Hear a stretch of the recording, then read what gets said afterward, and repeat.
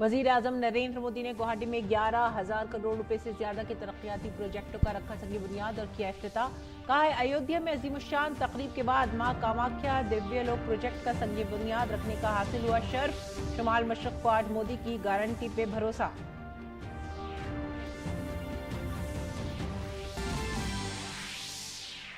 वजीर आजम नरेंद्र मोदी ने एसएन गोयनका की 7 साल इख्तितामी तकरीब से वीडियो कॉन्फ्रेंसिंग के जरिए किया खिताब। विपासना को दुनिया के लिए कदीम भारतीय तरीक़ाकार बताया शानदार तोहफा। कहा यकजहती का जज्बा और इत्तेहाद की ताकत तरक्की याफ्ता भारत की बुनियाद।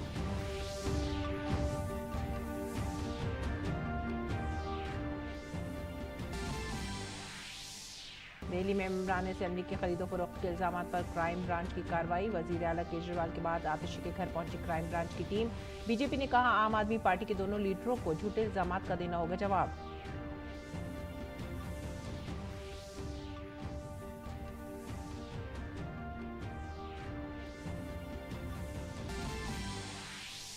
मुल्क भर में बीजेपी की गांव चलो मुहिम। मरकजी हुकूमत की अवामी फलाही स्कीमों को आखिरी फर्द तक पहुंचाना है मुहिम का मकसद। हिमाचल प्रदेश के कांगड़ा में बीजेपी के सदर जेपी नड्डा ने पार्टी की तंजीमी मीटिंग में लिया हिस्सा।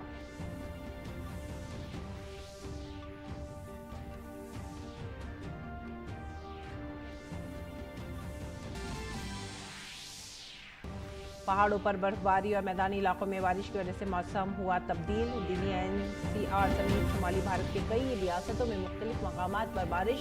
जम्मू कश्मीर, हिमाचल और उत्तराखंड में ताज़ा बर्फबारी से सड़कों पर ट्रैफिक मुतासर।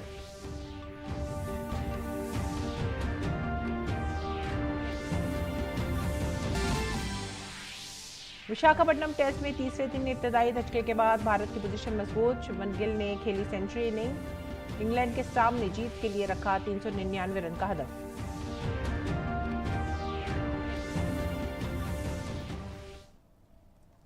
आदाब नाज़रीन, उर्दू खबरों में आप सभी का खैर मकदम है। नजर डालते इस वक्त की खास खबरों पर।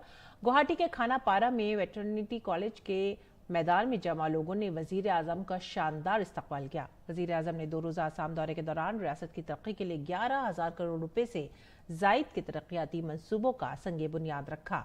उन्होंने कहा कि पिछले 10 सालों में मौजूदा हुकूमत ने आसाम समेत पूरे शुमाल मशरक़ी भारत की मुनासिब तरक्की की है।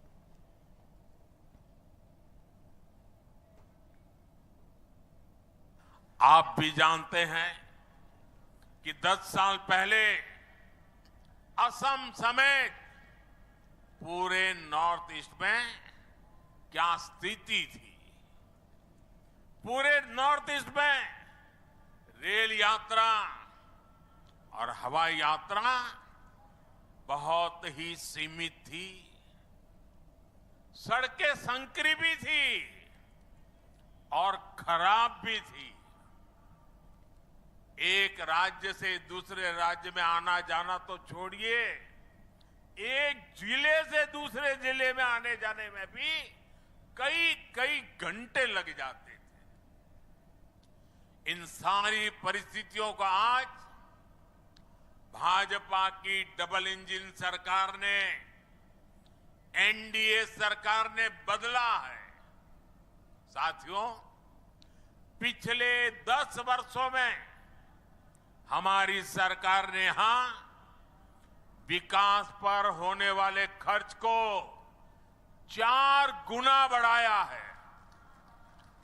2014 के बाद रेलवे ट्रैक की लंबाई 1900 किलोमीटर से ज्यादा बढ़ाई गई। 2014 से पहले की तुलना में रेल बजट करीब 400% बढ़ाया गया है।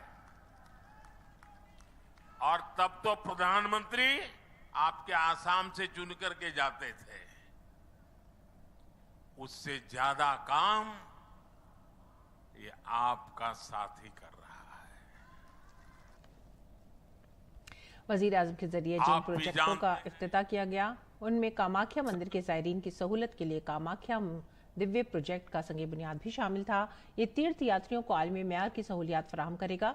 वजीर आजम ने कहा कि बीजेपी हुकूमत तरक्की और विरासत दोनों को साथ लेकर काम कर रही है।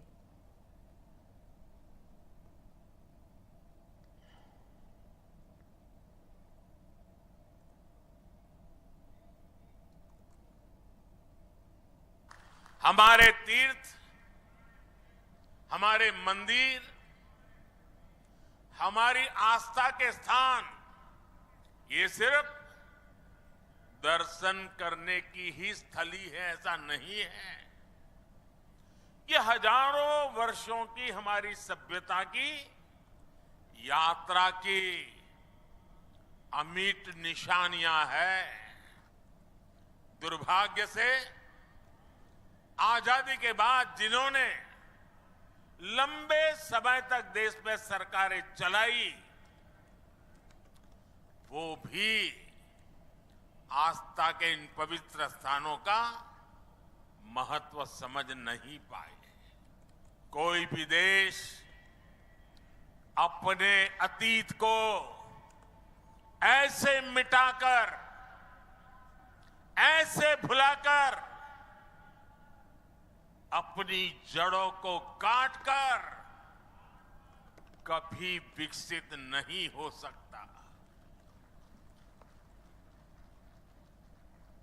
मुझे संतोष है कि बीते 10 वर्षों में अब भारत में स्थितियां बदल गई है।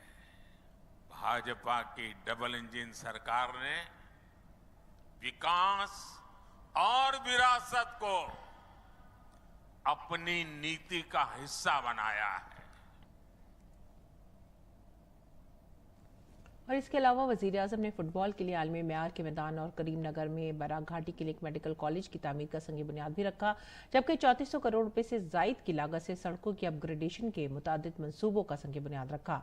गोपीनाथ हवाई अड्डे से मिलाने वाली सड़कों का संग बुनियाद रखा, जबकि 1000 किलोमीटर 38 पुलों समेत 43 सड़कों की अपग्रेडेशन, डोलाबारी से जम्मूगुरी और बिश्वनाथ चरियाली से गोहपुरा तक 4 लेन के 2 प्रोजेक्टों का भी इफ्तिताह किया, जिसकी वजह से ईटानगर के साथ राब्ता और भी बेहतर और आसान हो जाएगा।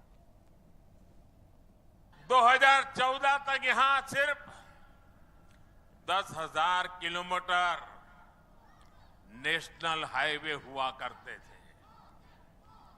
पिछले 10 वर्षों में ही हमने 6000 किलोमीटर के नए नेशनल हाईवे बनाए हैं। आज 2 और नई सड़क परियोजनाओं का उद्घाटन हुआ है। इससे अब ईटानगर तक कनेक्टिविटी और बेहतर होगी, आप सभी लोगों की मुश्किलें और कम होगी। साथियों, आज पूरा देश कह रहा है कि मोदी की गारंटी यानी गारंटी पूरा होने की गारंटी। आचार्य एस.एन. गोयनका की 100 साला तकरीबात के मौके पर वजीर आजम ने वीडियो कॉन्फ्रेंसिंग के जरिए कहा कि आचार्य गोयनका की जिंदगी पूरी दुनिया के लिए थी। वजीर आजम ने गोयनका जी के विपासना में मुनफरिद शराकत को भी याद किया। वजीर आजम ने भारत की कदीम साइंस को अपनाने पर और इस पर फख्र करने पर भी जोर दिया। विपश्यना सेल्फ ऑब्जर्वेशन के माध्यम से सेल्फ ट्रांसफॉर्मेशन का मार्ग है। इसका महत्व तब भी था जब हजारों वर्ष पूर्व इसका जन्म हुआ, और आज के जीवन में ये और भी प्रासंगिक हो गई है। आज दुनिया जिस तरह की चुनौतियों से घिरी हुई है, उसका समाधान करने की बड़ी शक्ति विपश्यना में भी समाहित है। गुरुजी के प्रयासों की वजह से दुनिया के 80 से ज्यादा देशों ने ध्यान के महत्व को समझा है और इसे अपनाया है। आचार्य श्री गोयनका जी उन महान लोगों में से हैं जिन्होंने विपश्यना को फिर से एक वैश्विक पहचान दी। भारतीय जनता पार्टी आइंदा लोकसभा इंतखाबात के लिए आज से मुल्कीर गांव चलो मुहिम शुरू कर रही है। ये मुहिम 11 फरवरी तक जारी रहेगी। इस दौरान 7 लाख गांवों और शहर के हर बूथ पर पार्टी कारकुन मौजूद रहेंगे। इस मुहिम के तहत पार्टी लीडर मोदी हुकूमत की कामयाबियों और स्कीमों को आवाम तक पहुंचाएंगे। इसमें तकरीबन 30 लाख कारकुन हिस्सा लेंगे। इस मुहिम का मकसद मोदी हुकूमत के काम को आखिरी शख्स तक पहुंचाना है। इस मुहिम के तहत तंजीम के 988 अजला और 16,188 डिवीजनों में तरबियती कैंप भी लगाए जाएंगे।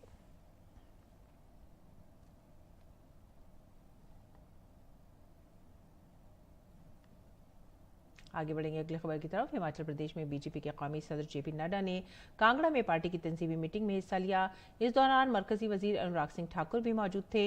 मीटिंग में आइंदा लोकसभा इंतखाबात की हिकमत अमली पर तबादला ख्याल किया गया। इसके अलावा जेपी नड्डा ने कांगड़ा में ब्रजेश्वरी देवी माता मंदिर में दर्शन किए।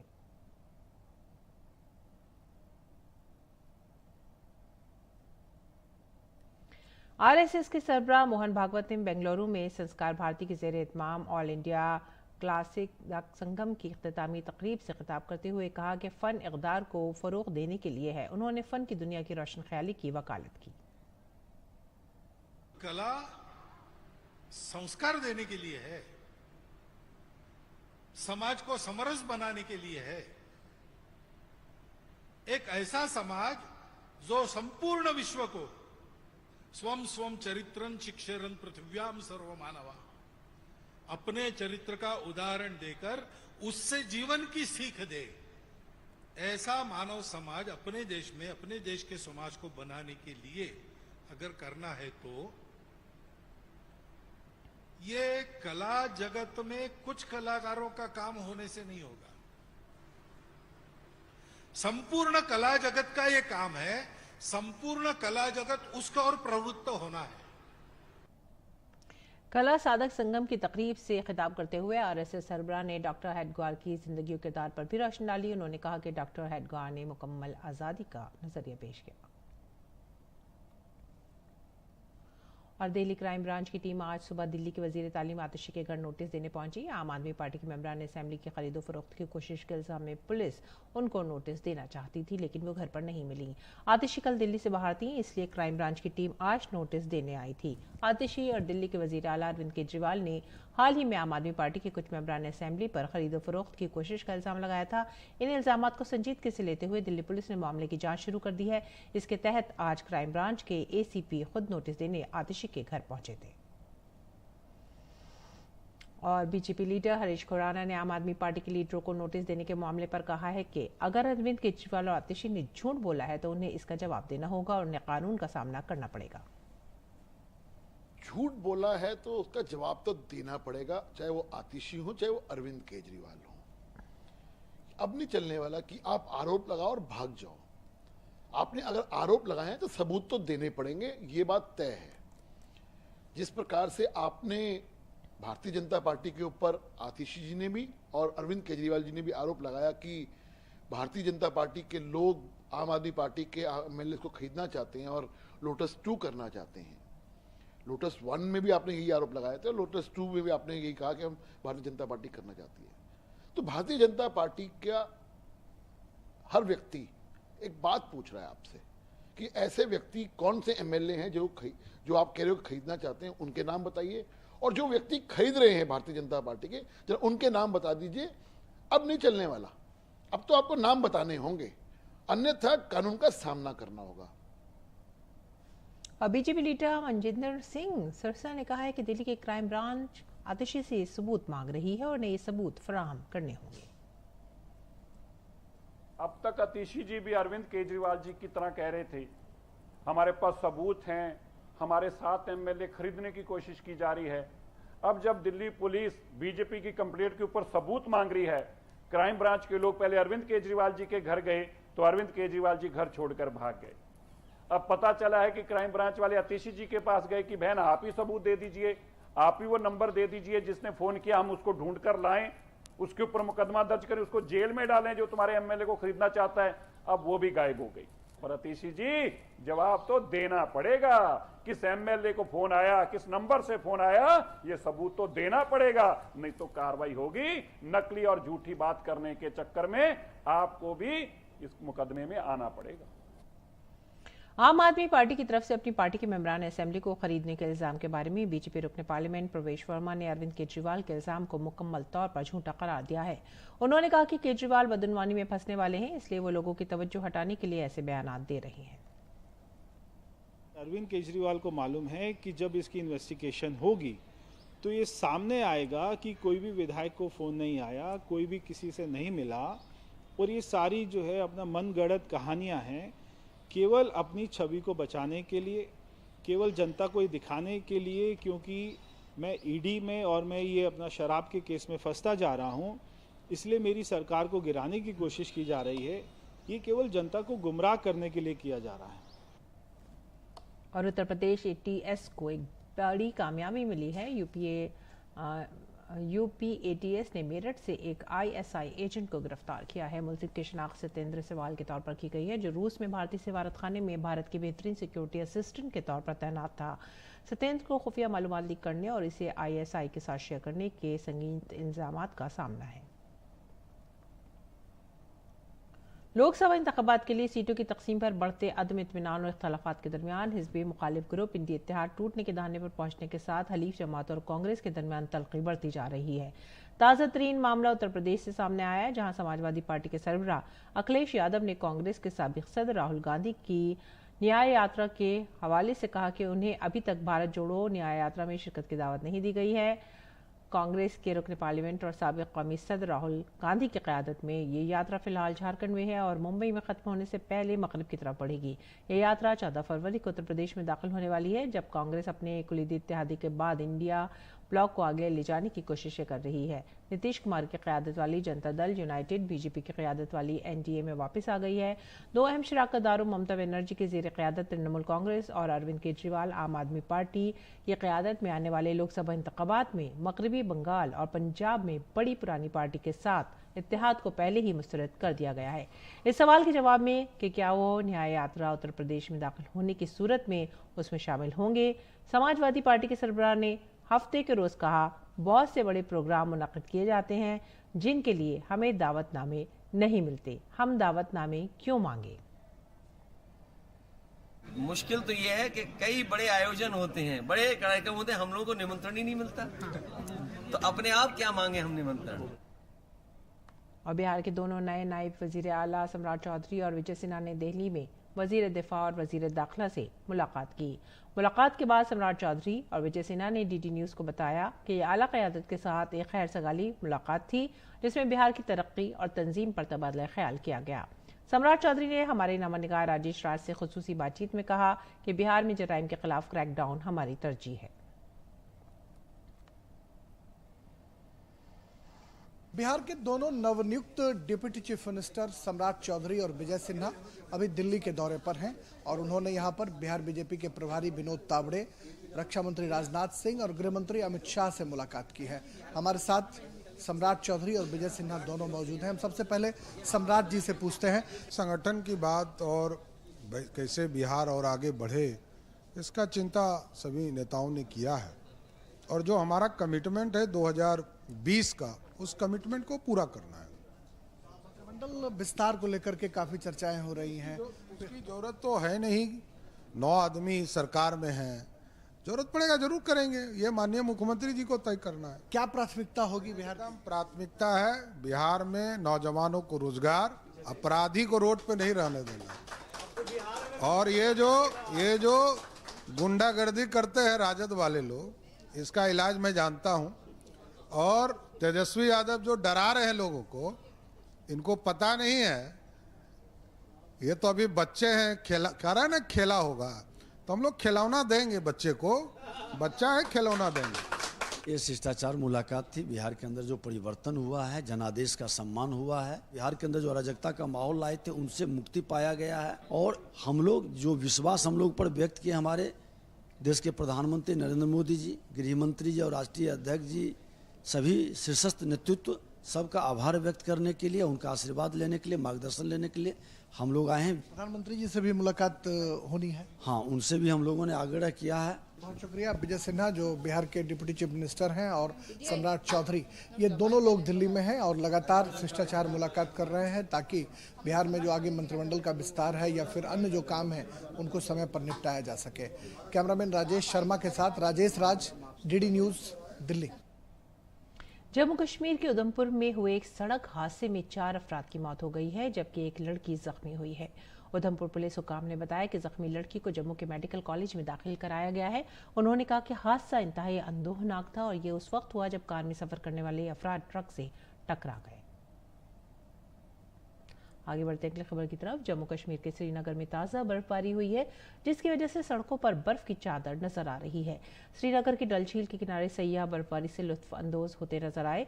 जम्मू कश्मीर में चलने वाला चले क्लास सख्त सर्दी का मौसम समझा जाता है। इस बार ये खुश्क ही रहा, लेकिन गुज़िश्ता कुछ दिनों से रियासत में वक्फे से बर्फबारी और बारिश का सिलसिला जारी है जिसकी वजह से यहाँ के बाशिंदों को अब कुछ राहत मिली है और सैयाहों की आमद का सिलसिला भी शुरू हो गया है। मुल्क की राजधानी दिल्ली में सर्दी का कहर कम होने का नाम नहीं ले रहा है। राजधानी में जहां एक तरफ शदीद सर्दी पड़ रही है तो वहीं दूसरी तरफ हल्की बारिश ने भी ठंड में मजीद इजाफा कर दिया है जिसकी वजह से लोगों की मुश्किलात बढ़ गई हैं, जबकि बारिश के बाद लोगों को कोहरे से थोड़ी निजात मिली है। सर्वाइकल कैंसर को रोकने के लिए मरकजी हुकूमत ने अपने अबूरी बजट में वैक्सीनेशन की बात की है।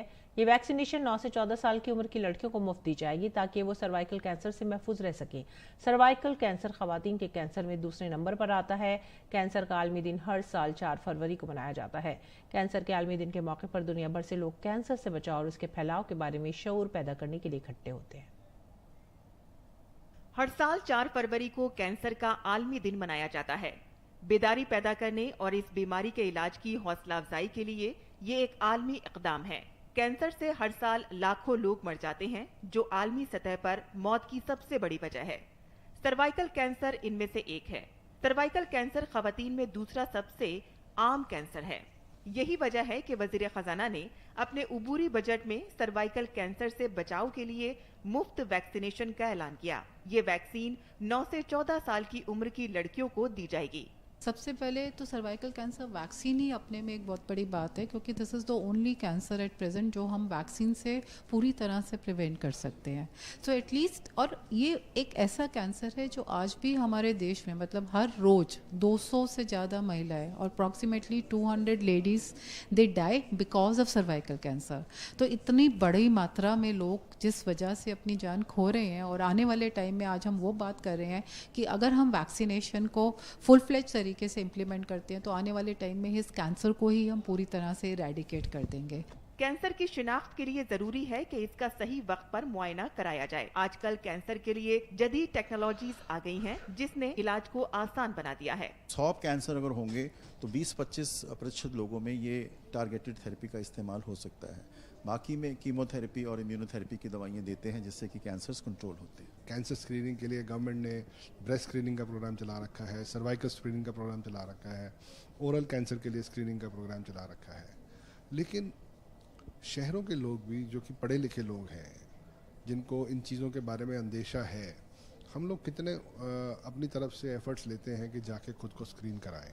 गवर्नमेंट स्क्रीनिंग प्रोग्राम में अगर हम नहीं जाना चाहते हैं तो कम से कम प्राइवेट स्क्रीनिंग फैसिलिटीज़ में जा सकते हैं। रियलाइजेशन होना चाहिए कि कैंसर हमें उन्हें हो सकता है और उसके लिए जो भी प्रिवेंटिव तरीके हो सकते हैं, चाहे वो टोबैको कंट्रोल करना हो, चाहे वो अल्कोहल कंट्रोल करना हो, चाहे वो एक्सरसाइज ज़िंदगी में अपनानी हो, चाहे वो सही खान पान करना हो, तो उन पर ध्यान दें। कैंसर कई तरह का हो सकता है। कैंसर का खतरा हर उम्र के लोगों में देखा जा रहा है। अलामात की इब्तदाई शिनाख्त और इलाज कराने से कैंसर से मौत के खतरात को कम करने में मदद मिल सकती है। मौरूसी, माहौलियात, तर्ज जिंदगी की खराबी, केमिकल्स के ज्यादा इस्तेमाल की वजह से कैंसर का खतरा बढ़ जाता है। खवातीन में सर्वाइकल और छाती का कैंसर ज्यादा आम है। मर्दों में फेफड़ों, प्रोस्टेट और बड़ी आंत के कैंसर का खतरा सबसे ज्यादा देखा गया है। नितेंद्र सिंह की रिपोर्ट, डीडी न्यूज उर्दू खबरें। और अब रुख करेंगे खेल की खबरों का। विशाखापट्टनम टेस्ट में भारत ने इंग्लैंड को जीत के लिए 399 रन का हदफ दिया है। जवाब में ताज़ा तरीन खबरें मिलने तक इंग्लैंड ने बगैर किसी नुकसान के 10 रन बना लिए हैं। अपनी दूसरी इनिंग में भारतीय टीम 255 रन बनाकर आउट हो गई। भारत को आज सुबह इब्तदाई धचका लगा। दोनों ओपनिंग बल्लेबाज यशस्वी जायसवाल और रोहित शर्मा जल्दी पवेलियन वापस लौट गए। यशस्वी ने 17 और रोहित ने 13 रन बनाए। इसके बाद श्रेयस और शुभमन गिल ने इनिंग्स को संभाला और तेजी से रन बनाए। श्रेयस अय्यर 29 रन बनाने के बाद आउट हुए। इसी के साथ ही आप हमारी पूरी टीम को दीजिए इजाजत। आदाब।